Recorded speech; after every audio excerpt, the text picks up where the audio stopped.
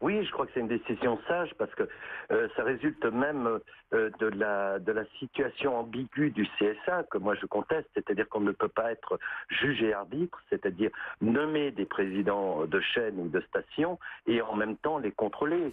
Et le moins qu'on puisse dire, d'ailleurs, c'est quand on regarde les critiques, les administrations faites aux chaînes par le CSA, elles touchent davantage, elles ont plus d'impact sur le privé, sur les chaînes où elles ne nomment pas les dirigeants, que cette ambiguïté à un moment de mettre en Mais, demeure le service public parce que les dirigeants ont été nommés par la même instance. mais en dehors de la conception, si j'ose dire, ontologique du CSA, en quoi la décision du CSA de révoquer Mathieu Gallet est-elle sage ? Ben, il y a un critère dans la loi qui est le critère de compétence.